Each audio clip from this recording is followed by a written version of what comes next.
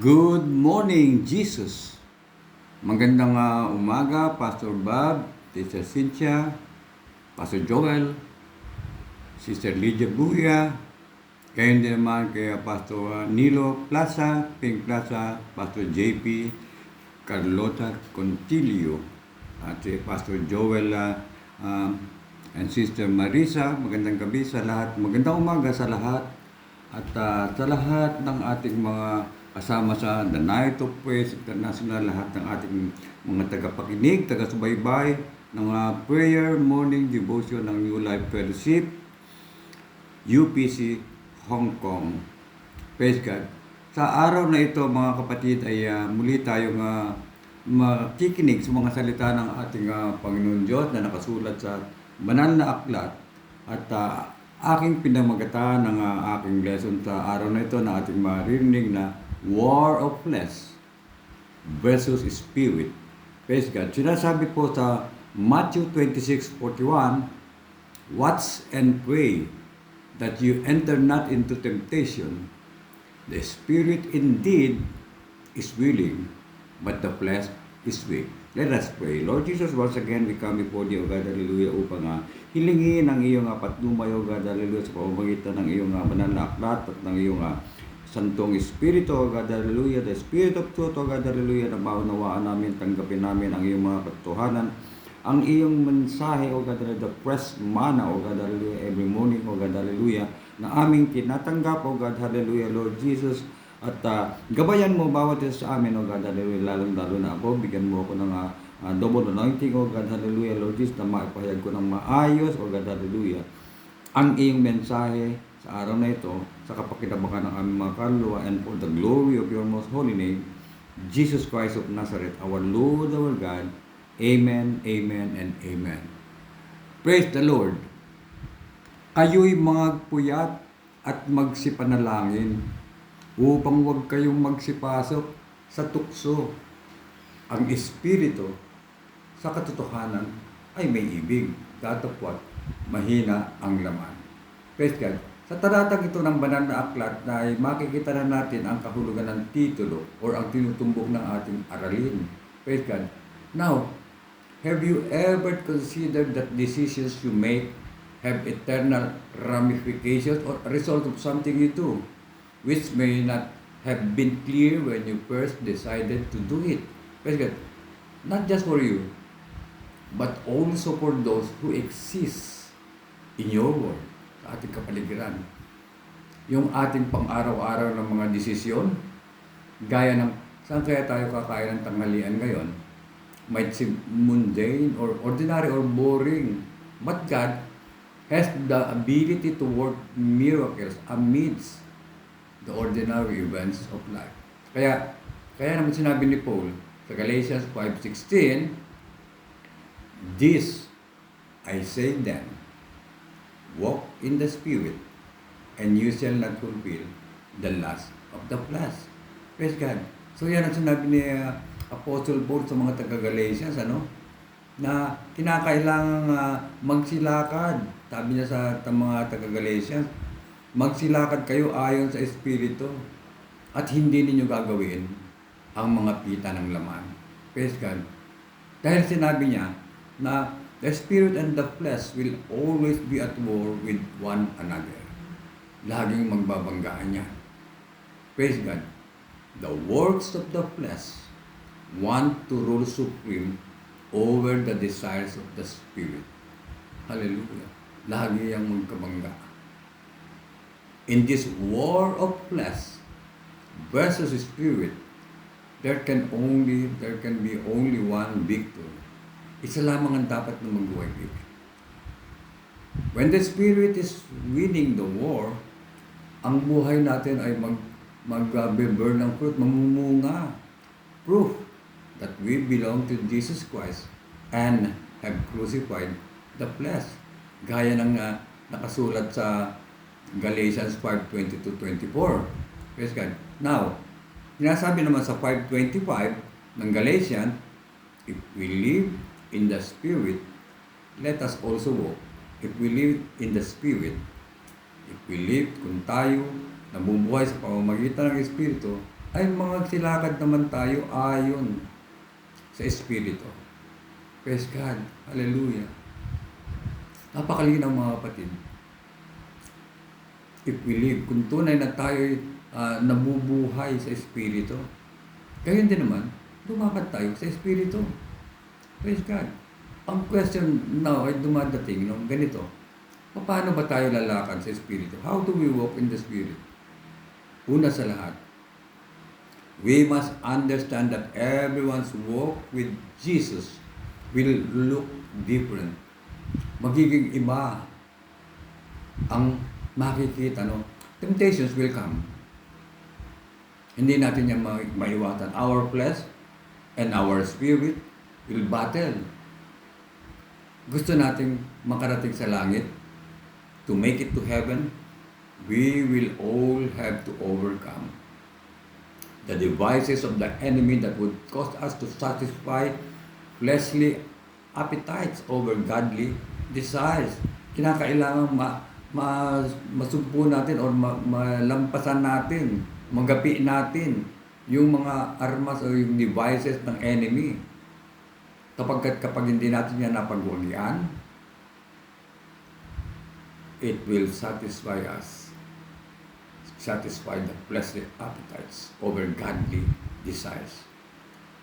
Ang sabi sa 1 John 2:16 hanggang 17, for all that is in the world, the lusts of the flesh, and the lies of the eyes, and the pride of life, is not of the Father, but is of the world. And the world passeth away, and the lust thereof, but he that doeth the will of God abideth forever. Ito mga kapatid, lahin nating maigi ito, no? Na ito sinasabi sa Tagalog, sapagkat ang lahat na nangasa sa sanlibutan, ang masamang pita ng laman at ang masamang pita ng mata at ang kapalaluan sa buhay ay hindi mula sa Ama, kundi sa sanlibutan, at ang sanlibutan ay lumilipas at ang masamang pita noon datapwat. Ang gumagawa ng kalooban ng Diyos ay nananahan magpakailanman. Praise God. Ito sa simula pa lamang ginamit na ng ating kalaban, no? Yung lust of the flesh, lust of the eyes, and the pride of life. Yan ang lagi niyang ginagamit hanggang sa kapanahunan ngayon. Maging sa ating Panginoon Jesucristo, ginawa niya yan. Praise God. God's will, my dear beloved brethren, my dear beloved brothers and sisters, ang kalooban ng ating Panginoon Jesucristo is for us to walk in the Spirit. Instead of complicating what that means, subukan natin yung tatlong hakbang. 3 simple steps. Praise God. Unang-una, the moment you wake up and place your feet on the ground in the morning, ask God to order your steps, as written in Psalms 119, verse 133. For that day, God to order your steps for that day and allow your spirit to be sensitive to His voice. Sa ibang mga salita, mga kapatid, position yourself to hear from God each day as you go about your normal routine. Your posture determines your relationship with God. And that relationship can lead to a divine interruption in your life's daily routine. Praise God. So, malinaw, paggising pa lamang natin, lumuhod na tayo. Manalangin na tayo. At gawin natin yung sinasabi sa Psalms 119, 133, order my steps. Praise God. Hallelujah. Napakahalaga mga kapatid, sapagkat kinakailangan na tayo ay lumakad sa Espiritu. Kung tayo ay nabubuhay sa Espiritu, lumakad tayo sa Espiritu. Praise God. Pangalawa, when you feel God nudge your spirit, act on it. Don't hesitate. Huwag tayong mag-alangan, huwag tayong mag-alinlangan, huwag tayong magdalawang isip. Don't hesitate or give your flesh a moment to talk you out of what you feel, His Spirit leading you to do. Praise God. Ano man ang naramdaman natin, sa pagkatapos nating manalangin sa umaga, pakiramdaman natin yung kilos ng ating Panginoon Jesucristo, ng ating Panginoong Diyos. Gawin natin ito. Huwag tayong magdalawang isip. Huwag nating bigyan ng pagkakataon yung ating flesh na sabihin sa atin, no, na out of what you feel is the Spirit leading you to do. Mga kapatid, dapat nating malaman na sa ating pang-araw-araw ng buhay, tatlong tinig ang naririnig natin. Tinig ng Panginoong Diyos, ang tinig ng ating kaaway, at yung sarili natin tinig. Yung sarili nating kagustuhan, kung magkasi, minsan ay, yan ay sumisingit. Nakikialam yan. Sasabihin natin, ay di ba, sa kanila, mamaya na lang, mga ganito. Bukas na lang, kailangan pagandaan ko muna ito. Pangatlo, mga kapatid, watch God unfold the miraculous amidst the routine of your life. Tignan natin, ano ba ang mga himala na pinapakita sa atin sa tinatawag na routine ng ating buhay. Tignan natin how your life changes and how that alone can impact the lives of those around you. Ito importante mga kapatid, no? Hindi lang para sa atin. Tignan natin ano kaya ang magiging resulta nito sa buhay ng ibang tao na nasa paligid natin. Kung nakikita yung ating mga makadiyos na ginagawa, pati sila, maaakay natin. Gaya ng sinasabi sa ibang mga talata ng banal na aklat, no? Ang ating buhay, ang epistle. Yan ang ating testimony, yung ating mga ginagawa.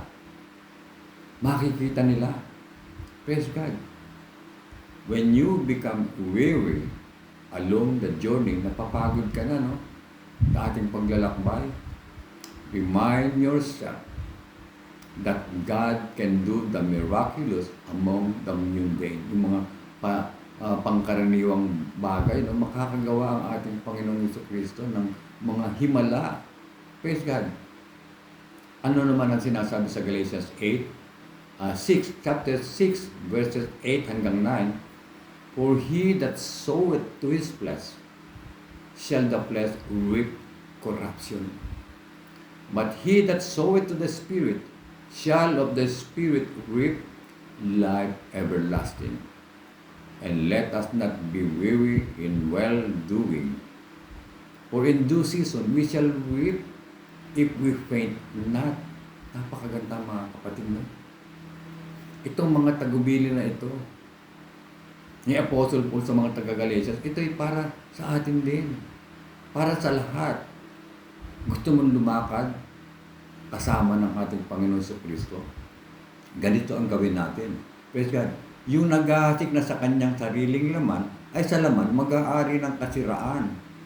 Datapwat, ang naghahasik ng sa Espiritu, ay sa Espiritu mag-aani ng buhay na walang hanggan. Hallelujah.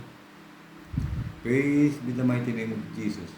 At huwag tayong mga pagod sa paggawa ng mabuti.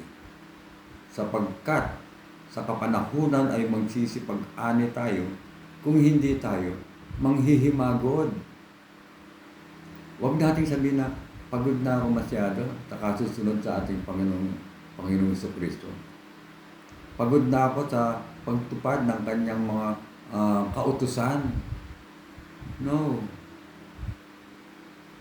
Araw-araw na ginagawa natin ito, ito ay nakapagbibigay ng kaluguran, kaluwalhatian sa ating Panginoong Diyos. Praise God. Makikwento ko lang po mga kapatid, dito po sa Beirut, sa Living Water Fellowship, meron kaming 6 a.m. prayer devotion. Lunes hanggang Sabado.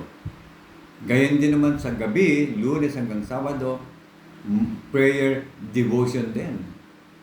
Praise God. Alas 6 din mag-uumpisa hanggang kung anong oras man yan matapos. And every Tuesday and Friday, alas 8 ng gabi, meron kaming Bible study.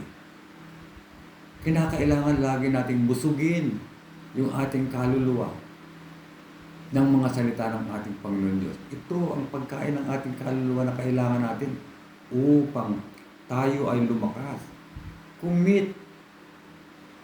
Ibig sabihin, commit, italaga natin ang ating sarili. Commit to walking in the Spirit every single day and watch the supernatural unfold out of the ordinary.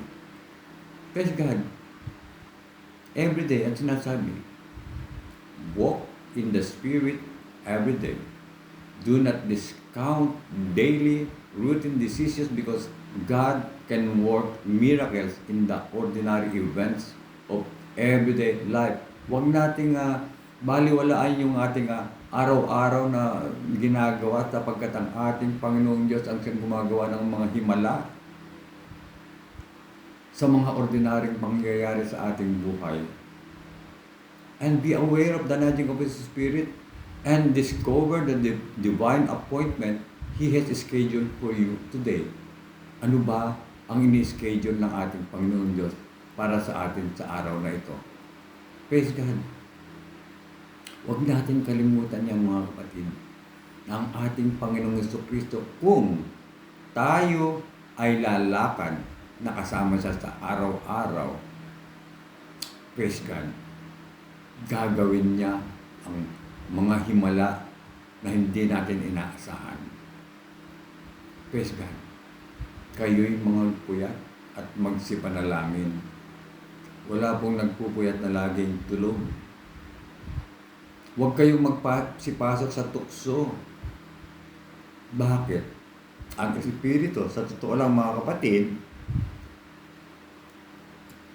ay may ibig. Gusto ng ating Espiritu, dapat mahina ang laman. Kaya kinakailangan na gamitin natin yung ating mga naririnig, yung ating mga pinag-aaralan, yung kumbaga sa buhay na ito, yung nudges, yung parang siniko ka ng ating Panginoon Diyos, huwag mong gawin yan, or gawin mo ito.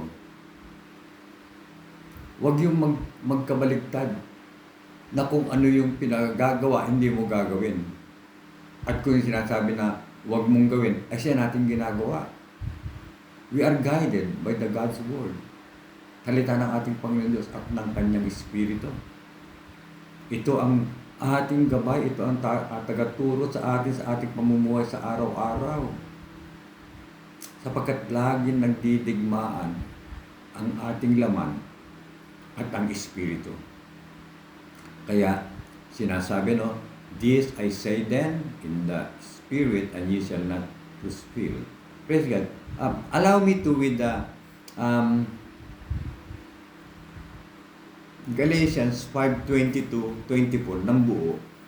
Sa 5:25 ang sinasabi, if we live in the Spirit, let us also walk in the Spirit. Sa Galatians 5:22, ito po ang sinasabi sa Kapitulo 5, versikulo 22 hanggang 24. Ito po. Datapwat ang bunga ng Espiritu ay pag-ibig. Kinakailangan natin yan. Katuwaan, kapayapaan, pagpapahinuhod, kagandahang loob, kabutihan, pagtatapat, kaamuan, pagpipigil, laban sa mga ngayong bagay ay walang kautusan at ipinapo sa krus ng mga nakay Kristo Jesus ang laman na kasama ang mga masasamang pita. Yan yung pinag-aaralan natin, Ipinapo na.